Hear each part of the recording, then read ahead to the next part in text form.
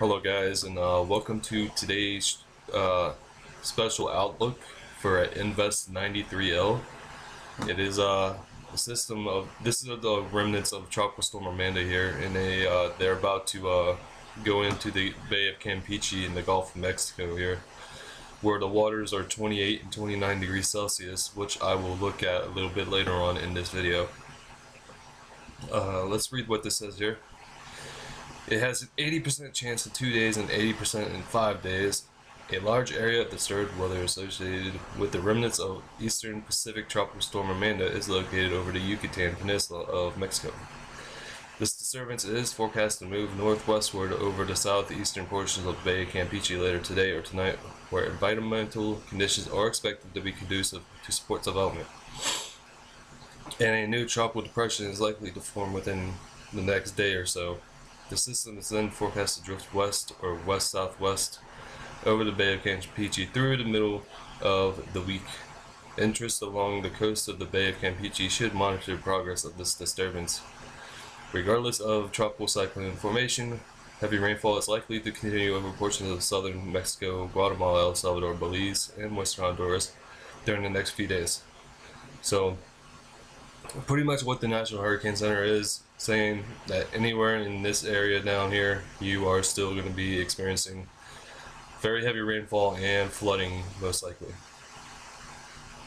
Though the national, I want to point something out that says it'll be drifting west or southwestward. I don't buy that, honestly. There is a blocking high up here, which I will show you later on, but we never know. We never know if that blocking high is going to be around that long, because they can weaken and reform just as quick as they get going, you know. So we're gonna just have to see about that. All right, here is a look at 93L, and as you can see, this has been over land for a long time now, and it's looking really good. That is why I'm saying tonight or sometime really early tomorrow, this is going to be a tropical depression again, because the blow-up's already there. It just needs to get out from land and go in the water, and that's all it really needs. It's like an hour or two, maybe 3 in the water, and it's a tropical depression. There's just no doubt in that. And see, this is where I do not buy the National Hurricane Center's west and southwestward movement, because all of these models show it taking a curve, maybe to the right and then to the north, and this one shows it going the loop-de-loop and going back towards Louisiana. Let's take a look at this one. I can't see it really well, so we're gonna pop it up a little bit. Yeah, see, a lot of these models are taking it closer to the United States than what the National Hurricane Center is predicting that it will go. Like some of them, yeah, they do take it the National Hurricane Center route, but most of them go farther northward than what it's predicting. Let's take a look at the intensity guidance here, and a lot of them, it looks like 1, 2, 3, 4, 5, 6, 7 models. Let me recount that real quick. 8 miles. Yeah, 8 miles show this thing becoming at least a tropical storm at some point in its lifetime. I'm thinking some models are taking this to a full-grown Cat 3 hurricane, which I will show here momentarily. So, and mind you, this model only goes like 5 or 6 days out, so it's reasonable. So, you know, once again, I do not, you know, I don't fearmonger. I just tell you how I see things with my own eyes. I gotta put that out there every time we look at something with a major potential of being something, you know, not very good. I gotta put that disclaimer in there before we get to it. But anyways, yeah, there's 8 miles here showing this becoming a tropical storm at some point. and then there's 2 miles just showing it a tropical depression, which that's not going to be the case. So we could probably just ignore these. And what one of these is a GFS? Really, GFS? Okay, well, we're just gonna pretend these two aren't here because I don't think this is what's gonna happen. These models right here are the outliers here,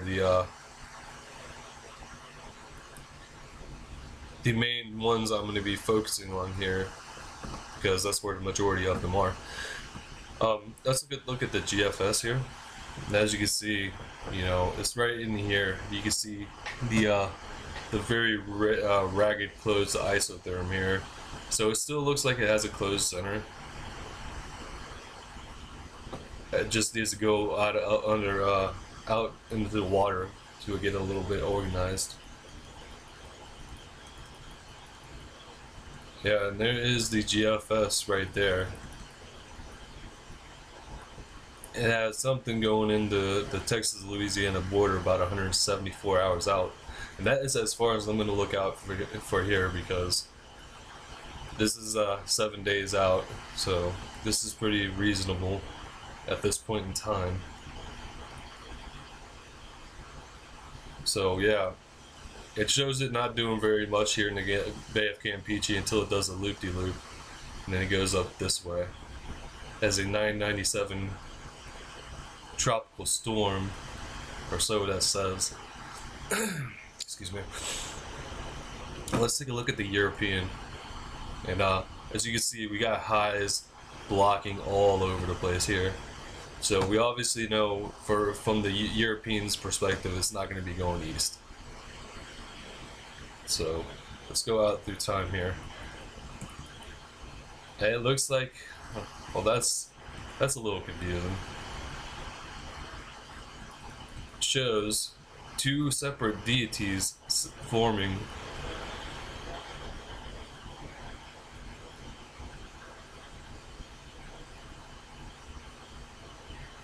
in the next like 7 to 8 days.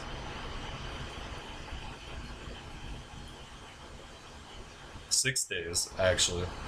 So the European looks like a very interesting thing here. That's trying to kick up two storms right at the start of June. Again, it's being blocked by these highs here, so it's not going to be able to go, you know, east or northeast. So it's practically, its only option is north and west here. And looks like it goes right into Brownsville, Texas here. But that's 9 days out. You know, just showing you the keys to the future, the players of the game, so to speak. Like, the setup is there. The Central American gyre looks like it's going to be staying in place for a while, and you know, this could be very much a thing going forward. So, you know, there's our, and it does show the remnants of Tropical Storm Amanda becoming something. So 996 tropical storm. So we're definitely going to get Cristobal from the Europeans' perspective. How about the Canadian model? Yeah, at about 54 to 66 hours, it starts to get itself together here, and it looks like it's going to be making landfall near Houston, Texas as a 999 tropical storm. So you're probably going to get 50 miles per hour if this pans out, with a gust of 65 miles per hour.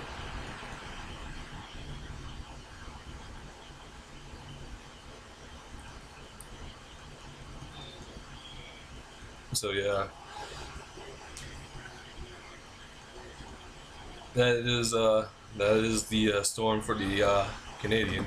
Now, before we get to the Icon model, I just want to let you guys know that the Icon model has been persistent with the last couple of runs here of making this a very dangerous storm for New Orleans or areas close to New Orleans. And again, I don't want anybody to panic with this, because, you know, this can be, you know, This could change on a drop of a dime. Like, it just can. So we're going to take a look at the icon model, and as you can see, June 6th, it has a 967 millibar major hurricane about to knock on the doorstep of New Orleans. And this is not something you want to see. This isn't fear mongering, folks. This is showing you something that is within a reasonable time frame of something bad happening. Now, can we take the icon with a vote of confidence? It's probably 50-50, but you know, just it showing it is a very scary thing. And you know, I just want people to really pay attention to what this storm is going to do, because this storm is liable to do whatever it wants, really, because it's in the warm atmosphere. The wind shear is going to be following the remnants of the storm Amanda into the Gulf with it, so the wind shear is not going to be a problem. It's just, I think this is going to be one of those storms, and this is my prediction right here, because of the fact that I'm seeing it going into 29 and 28 degrees Celsius water, and there's going to be hardly any wind shear for this to be stopped. I do believe this will become at least a hurricane, a minimal hurricane. Do I think it has potential to go farther than that? Yes, I do. That's why I'm going to be paying close attention to this icon model and paying close attention to what the storm is actually doing. And I will be here every step of the way to give update videos for you guys if a situation like this actually occurs. Because once again, this is only 5 days out. 5 days out. And I want to make sure that everybody is safe from these storms, because I don't want to see anybody getting hurt or lives being taken. And I've said this in one video, and I'm going to say it again. Homes can be rebuilt, cities can be rebuilt, but a life cannot be rebuilt. There's no second chances. There is no extra lives, as we say in the gaming world. Just pay attention to this. Once again, I am not trying to fearmonger. I'm just showing you what I see with my very own eyes. Alright, with that out of the way, let's take a look with the sea surface temperatures here. And as I said, it's going into 29 and 28 degree Celsius waters, which is very, very, very much can support a hurricane at this point in time. And as you can see, the Gulf of Mexico has warmed up pretty nicely, as well as the whole entire Gulf of Mexico is tropical, at least tropical storm ready at this current point in time. As you can see here, there's some 30s trying to work in here too, here in the Caribbean, right here, and right here. I would not be surprised if these 30 degrees Celsius numbers start to rise north a little bit, because you know, we're in a year where water temperatures are rising pretty quickly. I do believe that we have set records this year in oceans around the world with how hot the temperatures have been. So I would not be surprised if these 30 degrees Celsius bars start moving north and now feel more tropical activity. But what we're here for right now is this storm right in here. I'll go over that over my complete tropical update later on today. But yes, this system has plenty of fuel to work with here, and I don't see good news happening with this.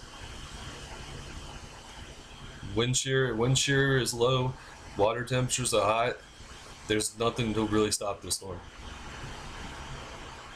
That's why I'm predicting this to be at least a Category 1 hurricane as it moves north. Alright, let's look at the favorabilities here for the storm. And as you can see, the storm is moving out into highly favorable conditions here. So looks like this, as I said, the storm is looking healthy right now. All it needs is to go over water for at least 2, 3, maybe 4 hours, and we got a tropical depression. Because you saw as well as I did that the system was looking really healthy. Even being over land that long with the mountainous terrain and all of that, it still looks put together. You know, and that's the scary thing. You know, it's not often that we see a Pacific storm cross over to the Atlantic side. Most of the time, it's the Atlantic storms going over to the Pacific side. If they ride low enough, that's usually what happens. But yes, I would not be surprised if this highly favorable, atmosphere starts to push northward as the storm progresses northward. So that's that. And speaking of wind shear, here we are. As you can see, the system's right in here, and you can tell that the 10-knot wind shear has followed it out of the Eastern Pacific and going right into the Gulf of Mexico. So, this is worrying here because, as I said, you got the wind shear low and you got the hot temperatures in the waters. So this storm is gonna crank up really quick. So we gotta pay attention to this as time goes on for the next couple of days. That is all I gotta share for you guys. I want to thank you guys for watching. I'll see you guys in the next one.